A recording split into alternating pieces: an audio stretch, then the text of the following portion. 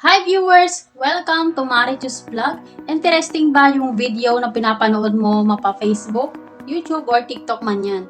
Pero masyadong mabagal yung nagsasalita or masyado ka lang excited sa ending ng video. Alam mo ba na pwede mong mapanood yung video na gusto mo ng mabilisan na hindi mo kailangan i-skip yung ibang part ng video o hindi mo siya kailangan i-forward gamit yung daliri mo. So for today's video ay tuturo ko sa inyo kung paano nyo mapapanood yung video na gusto nyo ng mabilisan mapa Facebook, YouTube, or TikTok man yan.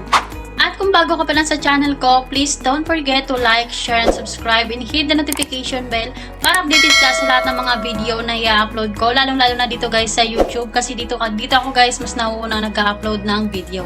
Okay guys, so start na tayo at tapusin mo tong video na to.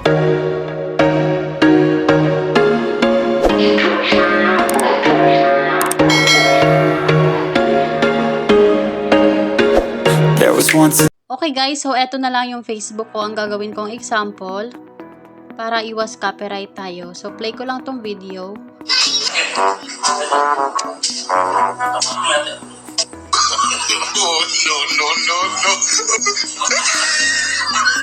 Yan guys, so yan yung normal na bilis ng video. Ang gagawin nyo lang, i-click nyo lang yung video tapos i-click nyo tong settings na nasa baba. At i-click nyo yung playback speed. Yan guys, so 0.5, 0.75. Mas mabagal siya compare sa normal. Para pabilisan natin siya at para mas mabilis matapos yung video, nasa inyo kung piliin nyo yung 1.7, 1.25, 1.5, or 1.75 or 2. Yan. So, i-click lang natin itong 1.75 para mas makita nyo yung difference ng bilis nyo.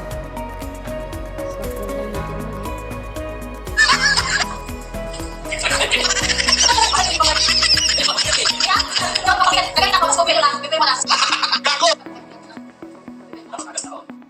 Yan guys, so ganon kabilis yung 1.75 at ganon din guys sa YouTube at TikTok. So ganon lang, i-click nyo lang yung video tapos i-click nyo yung settings and then playback speed. Parang katulad din guys kanina sa ginawa natin.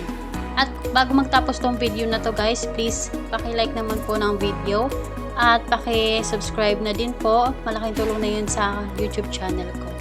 Okay guys, so see you sa next vlog. Thank you for watching.